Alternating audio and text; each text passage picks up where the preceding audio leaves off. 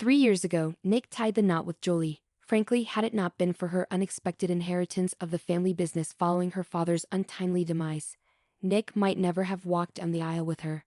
Mr. McMillan, once robust and seemingly invincible, succumbed to a sudden stroke, leaving Jolie as his sole heir. Nick, a charming but idle individual accustomed to leeching off women, couldn't help but take notice. Jolie, swayed by Nick's smooth talk and promises, fell under his spell, while Nick saw in her a golden opportunity, his plan to bide his time until something more lucrative came along. As luck would have it, Jolie's inheritance turned out to be the golden ticket Nick had been waiting for. With her newfound wealth, she became his jackpot. Nick, confident in his ability to manipulate her growing affection, envisioned controlling her fortune for his own gain. Initially, Nick's scheme unfolded smoothly. Jolie, engulfed in grief over her father's passing, leaned on Nick for support, oblivious to his ulterior motives. Nick seized the moment, showering Jolie with care and attention during her time of need, all the while concealing his true intentions. He kept up his facade until they exchanged vows, ensuring there was no turning back. After the funeral, Nick proposed marriage, suggesting they wait until Jolie had mourned her father properly. However, when Jolie questioned the necessity of a prenuptial agreement, Nick's true colors began to emerge. "Nick, is this just a business move?" Jolie queried, echoing the sentiments of Mr. Chinland, her father's trusted advisor. "It's humiliating." "Do you think I'm only after your money?" she protested.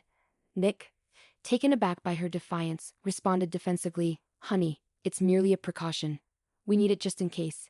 My godfather insists on it. He's always looked out for me, like a second father."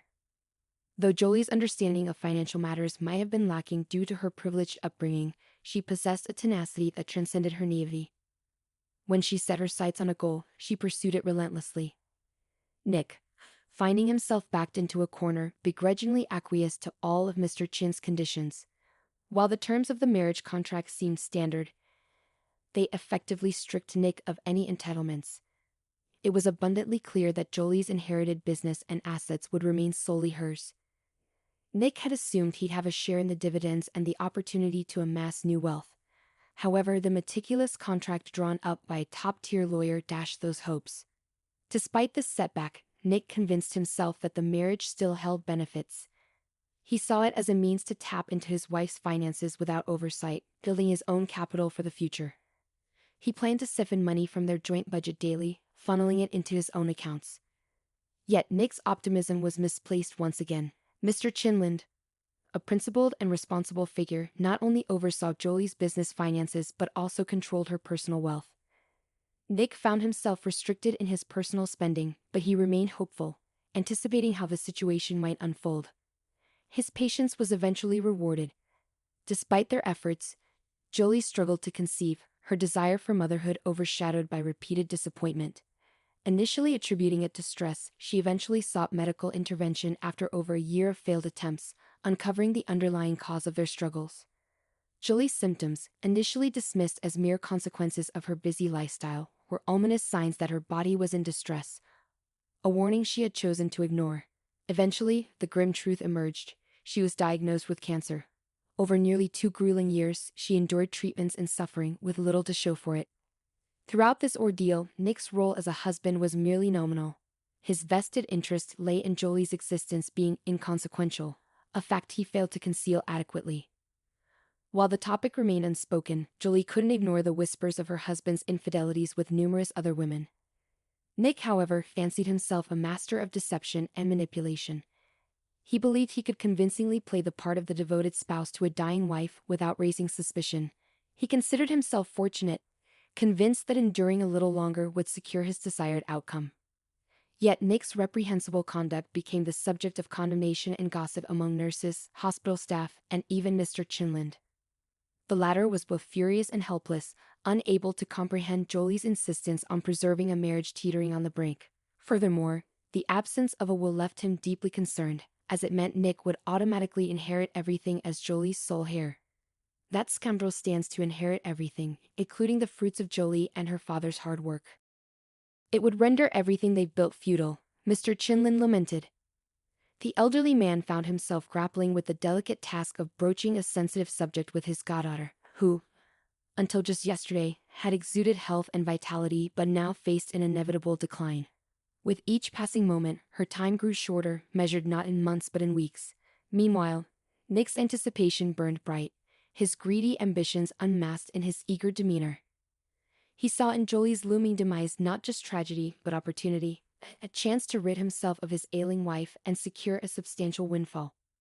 Mr. Chinlund silently prayed that he wouldn't have to initiate the discussion about Jolie's will himself. Fortunately, his concerns were unfounded. Jolie took the initiative, revealing a secret plan that left him speechless. Her meticulous plotting, executed with a finesse and ruthlessness he never anticipated, served as a chilling reminder that revenge truly is a dish best served cold. Though Jolie's scheme required little time and effort to devise and execute, it marked the culmination of her earthly journey, allowing her to realize her deepest desires. Sadly, her loved ones did not witness a miraculous recovery. Instead, they bid farewell to Jolie as she passed away, her funeral arrangements meticulously planned and communicated with serene determination, ensuring her final wishes were carried out with precision. The day following the somber farewell ceremony, the notary summoned those named in Jolie's will for its official reading. Nick was taken aback by the unexpected news. He had been convinced that his wife had not taken the precaution of drafting such a document, assuming he would naturally inherit everything, as the law often dictates in such circumstances. Nonetheless, clinging to a glimmer of hope, he reluctantly attended the meeting, accompanied by his new mistress, the stunning Shirley.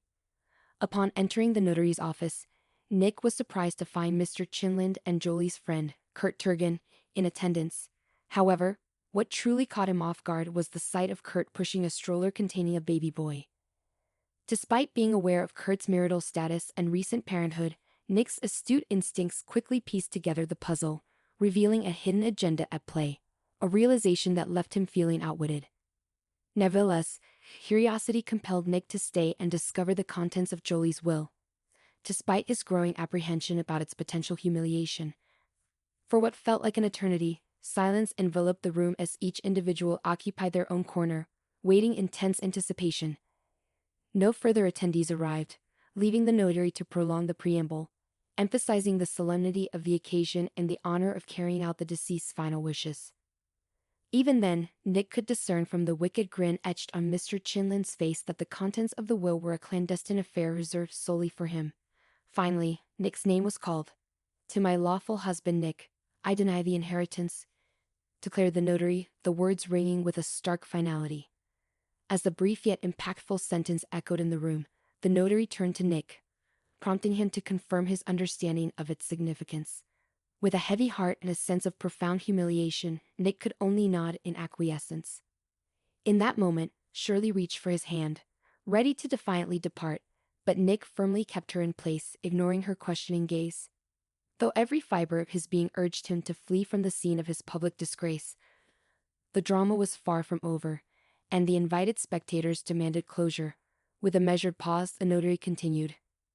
"I bequeath all my personal property to my only son, Robert Turgis, until he reaches adulthood. I appoint his father, Kurt Turgan, and Mr. Chinlund as guardians and administrators of his estate," announced the notary, dropping a bombshell that reverberated through Nick like a devastating blow to the gut. The revelation of Kurt's paternity shattered Nick's patience, eliciting a shocked cry of disbelief. Yet, aside from Nick and Shirley, the revelation elicited no surprise from the assembled witnesses. "Is the boy Jolie's biological child?" Nick's voice trembled as he gasped for breath, his words punctuated by desperation. "Yes, Robert is the biological son of Jolie and Kurt," Mr. Chinlund confirmed, his tone resolute. "She hasn't been pregnant in the last 2 years. It's impossible." Nick grasped at straws, though he knew all too well that modern science had rendered pregnancy unnecessary for parenthood. "The marvels of medical progress never cease to amaze," Mr. Chinlund remarked, observing the unfolding scene with a mix of pity and detachment. For Kurt, the memories of 2 years prior flooded back, a chilling reminder of the moment he learned of his best friend's grim prognosis. He marveled at her composure as she calmly discussed her limited time and her unwavering determination to fulfill her maternal longing. "I had my eggs preserved before beginning treatment," she had revealed, her resolve unyielding in the face of adversity. "I was told that I probably wouldn't be able to raise my own child, but I insisted, Kurt. I grew up without a mother. and I know it isn't easy, but I always felt her love and protection. Does Nick agree to raise the child alone? Kurt cautiously inquired. Who would allow him? He would gladly become a guardian and use the baby's money, as he lacks conscience. Jolie replied bitterly. No, I've already realized that my dear spouse is someone of questionable character, to put it correctly, and his reaction to my diagnosis and prognosis. I don't even want to speak about him.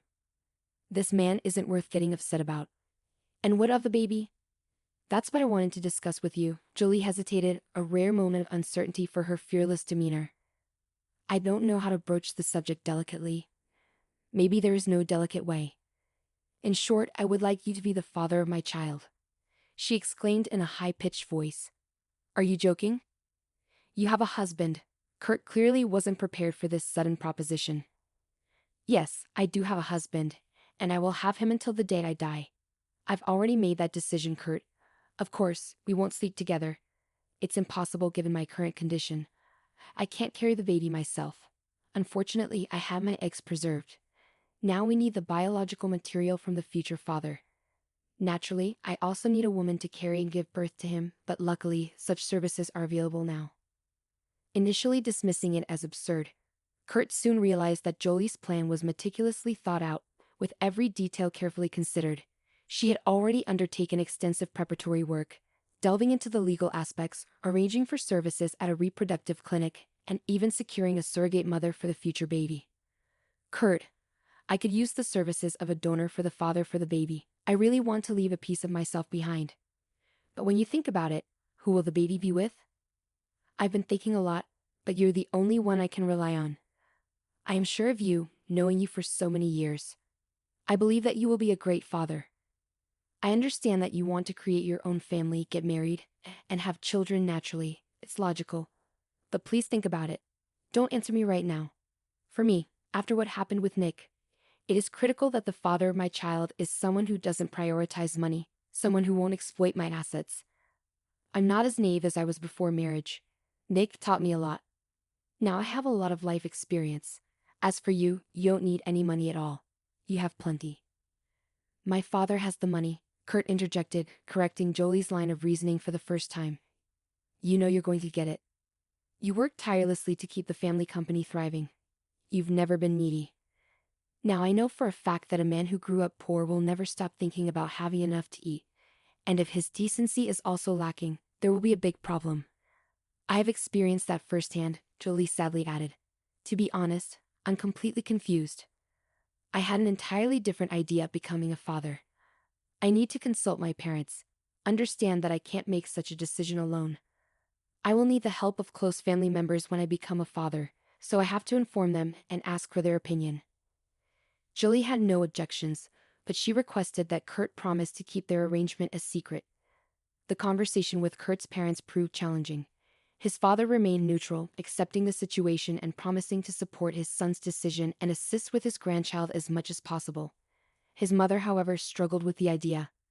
Like any mother, she wished for her son to marry and have children with a good woman.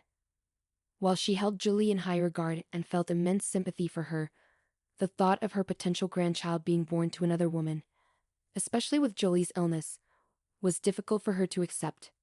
Could the child inherit the disease, she asked, the question lingering uncomfortably in the air. Though hesitant to broach such a sensitive topic, she couldn't ignore the potential risks to her grandchild's health. Jolie does not have a hereditary form of the disease, Kurt reassured her, alleviating some of her anxiety, though not entirely. After careful consideration, she expressed her support for her son's decision, albeit with lingering concerns. Kurt himself grappled with uncertainty. Jolie's proposal had caught him off guard, but after much contemplation, he found no reason to refuse. When he conveyed his approval to Jolie, she was overjoyed, and they began to execute her plan methodically. As Kurt reflected on the profound changes unfolding in his life, Mr. Chinlin reminisced about his conversation with Jolie just over 2 months prior. Beginning with expressions of her respect and admiration for him as a father figure, she eventually revealed her request for him to become her son's guardian. Initially dismissing it as delirium, Mr. Chinlin was left in shock as Jolie detailed the entirety of her plan. Not only had she and Kurt made a bold decision, but they had also managed to keep it hidden for so long. How old is the baby now? Mr. Chinlin inquired. Robert is 8 months old. Jolie beamed. You both truly know how to surprise, Mr. Chinlin remarked, still reeling from the shock. I don't want Nick to find out about the child until after I'm gone. He'll only learn of it when my will is read. It's already been drawn up, and is in the hands of the notary. However, there's one aspect we still need to address. Robert will only have one legal guardian. Upon reevaluating many aspects of my life, I've decided not to leave anything to chance. Kurt has parents, so if anything were to happen to him, Robert would go to them. But I want you to have legal rights as well. Just in case. With his keen understanding of people, the elderly man recognized the potential danger in confronting Nick directly, even though Jolie's husband undoubtedly deserved such treatment. In the hushed atmosphere of the notary's office, everyone was lost in their own thoughts. It was clear to see that Nick was cursing Jolie in every possible manner. People like him often fail to grasp that their own actions may have provoked such responses. Introspection of that kind is often too complex for individuals like him. Why bother looking for faults within oneself? Strangely enough, it was Shirley who broke the silence. She attempted to guide her lover out by the elbow. But Nick had no intention of leaving, feeling compelled to voice his grievances. Are you certain I'm entitled to nothing? No obligatory share or whatever it's called? I am her husband after all. Nick's voice rose in protest. As per the will, you're not listed among the beneficiaries entitled to an obligatory share of the inheritance. Furthermore, I've meticulously reviewed your marriage contract. Its contents are enclosed here. The notary indicated the hefty folder before him with a firm tap. You have slim chances even with a legal challenge, though you naturally retain the right to pursue such action. I'll contest it. Who is this illegitimate child anyway? And who's to say he's really her son? Nick's outburst escalated, oblivious to the weight of his words. Kurt struggled to contain his anger, fighting the urge to strike the arrogant man. Even the typically composed Mr. Chinlin flushed with indignation. Only the notary remained as composed as ever, treating the situation as just another day at the office, unfazed by the drama unfolding before him. Can I see? Nick demanded to examine the evidence. No. You're only entitled to review the portion relevant to you. All other documents, particularly those concerning the child, can only be disclosed with the parent's consent. Naturally, the notary clarified. I do not consent, Kurt interjected firmly. So, access to those documents would only be possible through a court proceeding if the court deems it necessary to request them. That was the breaking point. Nick stormed out of the office, slamming the door behind him, determined not to let the matter rest. His mistress, however, bid farewell politely and exited quietly, closing the door behind her. Does it matter that he didn't sign the will? Mr. Chinlin inquired of the notary. There are many like him. It's merely a formality, the notary reassured him. It's almost comical if it weren't so tragic. I still can't fathom how Jolie got mixed up with him. Mr. Chinlin mused aloud, his thoughts lingering in the air as a rhetorical question. With the required paperwork swiftly signed and hands shaken, Mr. Chinlin assisted Kurt in settling little Robert into the stroller. Would you care to join us? I could use some fresh air, and it's good for the baby, Kurt invited. Certainly, I'll join you for a while. They walked in silence, the gentle rustle of the stroller wheels providing a soothing backdrop. Do you think Jolie would approve of how I'm handling everything? Kurt finally voiced the question that had been weighing on his mind. I'm certain she would. You're proving to be a remarkable father, and the bond between you and Robert is undeniable, Jolie's godfather reassured him. Truth be told, there's something that's been nagging at me. You know, I have a feeling Jolie mentioned to you that I had advised against what transpired at the notary's office, Mr. Chinlin brought up. Are you referring to the whole debacle with the will and Nick finding out about Robert? Mr. Chinlin nodded in acknowledgement. Of course, Kurt replied. I was the one who constantly brought up the conversation about that.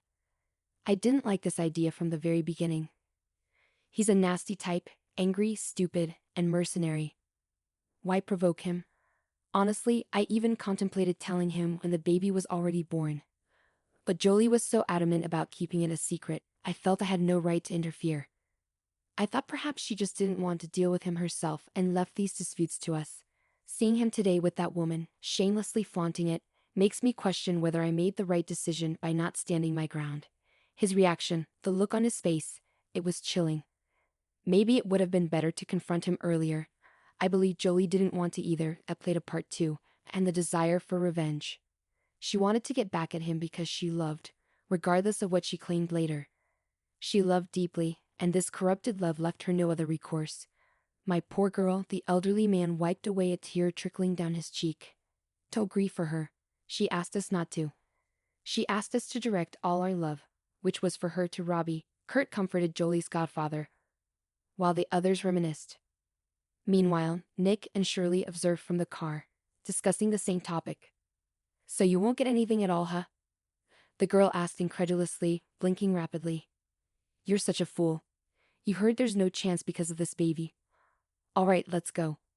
We need to salvage at least something valuable and move it to my place. 3 days later, Kurt finally gathered the courage to visit Jolie's house, only to find it deserted.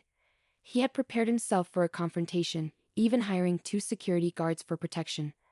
But Nick had anticipated his move and already absconded with plenty of valuables. Now Nick sat alone in the cramped confines of his tiny apartment, nursing a dwindling glass of whiskey that Shirley had left him, a predictable gesture. Why would she need a loser like me? Nick mused, reflecting on how he had ended up in this dismal state. Once, women paid him for his company, but now he found himself offering money to a young, beautiful girl just to keep her around. Ironically, Nick, a gigolo past his prime, withered by his vices, refused to shoulder the blame for his circumstances. In his mind, his wife was the villain who had drained him of vitality and crushed his dreams, leaving him without the inheritance he had so eagerly anticipated. In his fantasies, he was young, handsome, successful, and fabulously wealthy. Yet Shirley's parting words had shattered these illusions. He was nothing more than a destitute drunkard lost in delusions of grandeur. Accepting this reality was a bitter pill to swallow. His grand visions of wealth and success, hinging largely on his ex-wife, crumbled like a house of cards. His aspirations of becoming a successful entrepreneur were dashed. Blinded by his pride, he failed to acknowledge his own role in his downfall.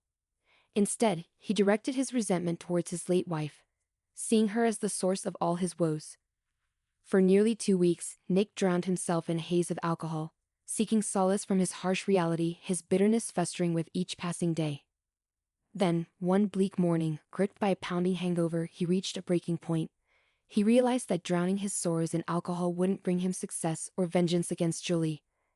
Nick felt a profound sense of humiliation. A few days prior, representatives from Mr. Chinlin had appeared, practically strong-arming Nick into surrendering his car keys and tearing up the power of attorney that Jolie had granted him. Did you not realize that the power of attorney loses its legal validity after the death of the grantor? One of the men remarked, his tone dripping with disdain. In Nick's mind, he painted himself as a saint who had never left his ailing wife's side. Conveniently, he brushed aside his own endless scheming, gambling habits, alcohol abuse, and dismissive treatment of his wife. How unfortunate that she's dead, and I can't lash out at her, he had thought countless times.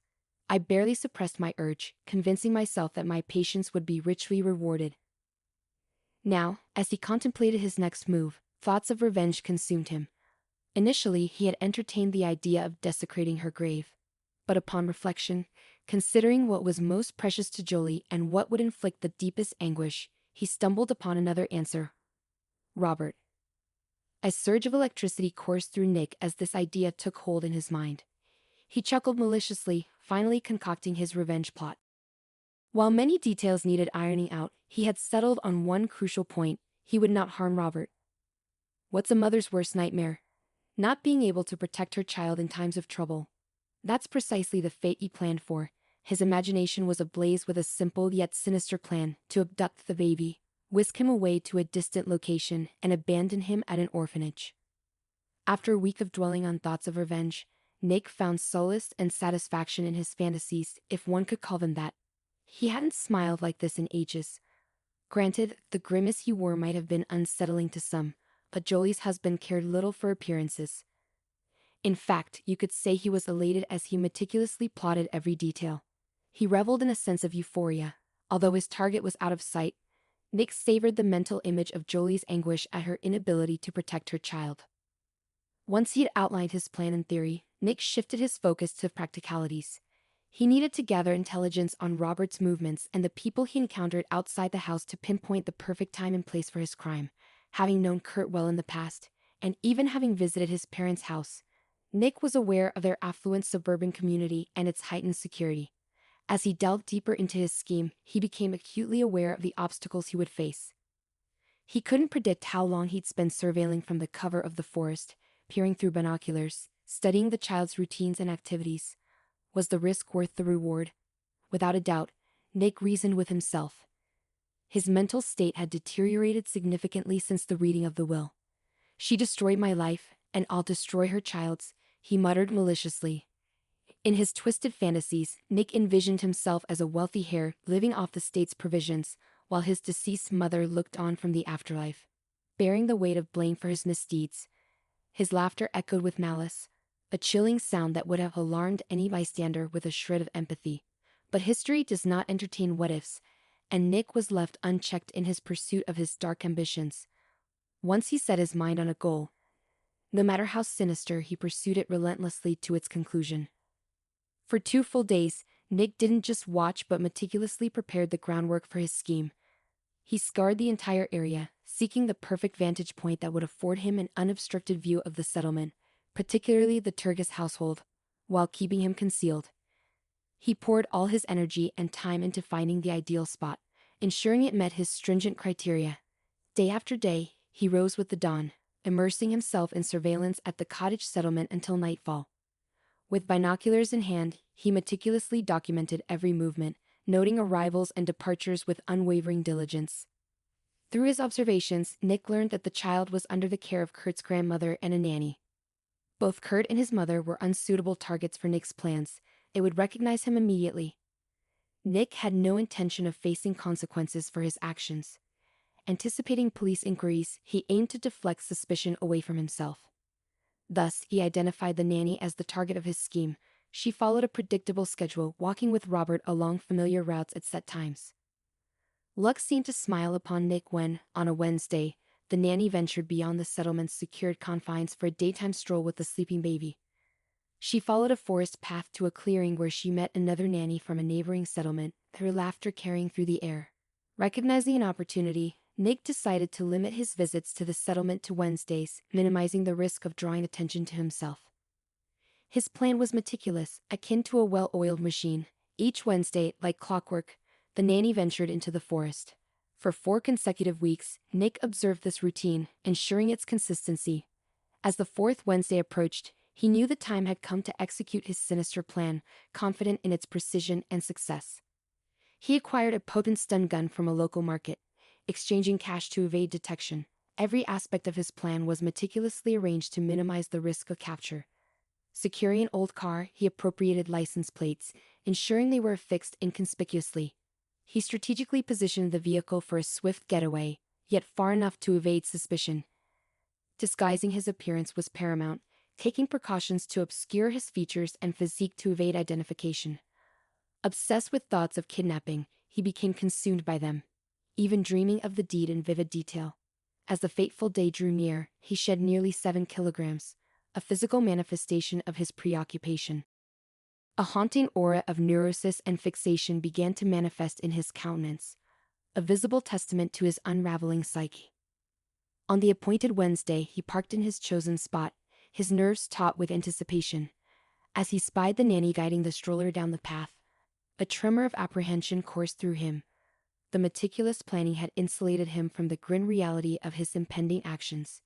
He was poised to confront a stranger, to assault her with a stun gun, and to wrest the child from the safety of the stroller, all in a desperate bid to enact his vengeful scheme. Reality shattered his preconceived notions, starkly contrasting the simulated scenarios of his imagination. Here, everything was palpably real. The unsuspecting woman, the innocent child nestled in the stroller, his gaze filled with innocent wonder.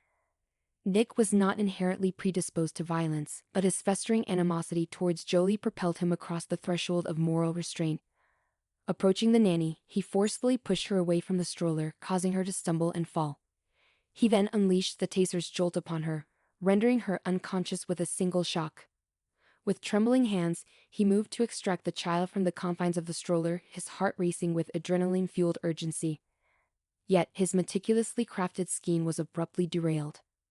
As he leaned down to undo the child's restraints, A sudden blow struck his head, sending him reeling to the ground in a dizzying haze of confusion. The next thing Nick knew, he found himself subdued by an elderly man standing over him, scolding Nick while deftly binding his hands. Nick's consciousness slipped away once more. It turned out that the mysterious figure was none other than Mr. Mayo, a respected gamekeeper renowned in the nearby elite communities. His guardhouse, nestled inconspicuously amidst dense foliage, overlooked a clearing frequented by nannies from neighboring settlements, unbeknownst to Nick on that fateful day. Mr. Mayo had been returning from a local errand when he caught sight of suspicious activity. "I spotted someone, cloaked in black despite the morning heat, stationed as a lookout. I decided to observe and investigate," he recounted later to the police. With years of experience navigating the forest, Mr. Mayo adeptly maneuvered without disturbing the wildlife. "I concealed myself behind a tree, keeping vigilant watch. Suddenly, I witnessed a man assaulting a woman, knocking her to the ground. Initially, I feared for her safety, but it became clear he was targeting the child. Acting swiftly, I intervened, striking him with a makeshift cudgel I had prepared," Mr. Mayo elaborated. "Exceptional work, Mr. Mayo. You've become a local hero." "The press is eager to speak with you," remarked one of the officers. "No, I prefer to stay out of the limelight. That's not my style." Mr. Mayo declined, quietly retreating to his abode via a circuitous route to evade pursuit. He considered his actions nothing out of the ordinary, believing anyone would have done the same in his position. "How could I stand by when those in need of protection were in harm's way?" he reflected. A few hours later, Kurt arrived at Mr. Mayo's house, gratitude pouring from his words. "I'm the father of the boy you saved today. He's a resilient kid. Once I held him, he settled right down. Such bravery and intelligence in those eyes. We're deeply thankful you were there when it mattered." "We can't express our gratitude enough," Kurt expressed, his voice laden with emotion after a tumultuous day. "Is there any way I can repay you?" Kurt inquired earnestly. Mr. Mayo waved off the notion with a humble smile. "No need for thanks. When a child's safety is at stake, there's no hesitation," he replied, genuinely touched by Kurt's appreciation. Yet Kurt persisted, wanting to show his gratitude. "If you insist, perhaps a new hunting suit and some provisions for my dog? Consider it done. But may I ask, was your intervention motivated by money?" Mr. Mayo's curiosity prompted him to pose the question. "Oh, sadly, it's much more complicated than that," Kurt replied, his voice tinged with regret. Mr. Mayo listened attentively, prompting Kurt to share further details of their tumultuous past. As Kurt recounted the series of events, from Jolie's illness to her unconventional parenting decision and subsequent passing, Mr. Mayo nodded in understanding. "I live somewhat isolated here, so to speak, and rarely hear such tales," he remarked. Kurt elaborated on Nick's motivations, highlighting the investigator's insight that Nick's actions were driven not solely by greed, but by a deep-seated desire for revenge. "He was consumed by it," Kurt explained. Relieved to share the complexities of the situation with an impartial listener, Kurt pondered aloud, questioning if their actions had driven Nick to the brink of madness and revenge. "If it were just about himself, I wouldn't suffer such reflexivity. But everything he and Jolie did ultimately revolved around their son," Kurt reflected. Turning to Mr. Mayo for his perspective, Kurt asked, "Do you think we played a role in pushing him to this point? Are we responsible for his desire for revenge?" "Are you serious? You're an adult, and you're talking such nonsense." Mr. Mayo's blunt truth hit Kurt hard, offering a fresh perspective on Nick's actions. "That Nick of yours always found a reason. He doesn't even need one. He married for money, cheated shamelessly, mistreated his sick wife, and convinced himself it was all her fault. What's her fault? For retaliating once? For losing patience? For not enduring it?" Mr. Mayo's words resonated deeply with Kurt, prompting him to reflect on the situation. Grateful for the insight, Kurt smiled in response. "Now, I also owe you for your good advice," he acknowledged. The gamekeeper waved his hand dismissively. They parted as friends, with Mr. Mayo promising to look after Robert. "I heard somewhere that the Chinese have this belief or wisdom, God knows what to call it, that if you save someone's life, you're responsible for that person forever. So don't worry about your Robert. I'll look after him here too," Mr. Mayo assured Kurt. True to his word, Mr. Mayo became a regular presence in Kurt's household, providing support and love to Robert. Meanwhile, Nick was sentenced to several years of imprisonment, bringing a sense of relief to Kurt's family. Life gradually returned to normal, with Mr. Chinlin continuing to fulfill his duties as Robert's guardian. Kurt found companionship in a single mother whose daughter attended the same kindergarten as Robert. Their children quickly became friends, sparking hope in Kurt's parents for his personal happiness. Despite moving forward, Kurt remained dedicated to honoring Jolie's memory. He regularly spoke to Robert about his mother, sharing photos and videos to ensure her presence was never forgotten. He reassured the boy that his mother's love would always surround him.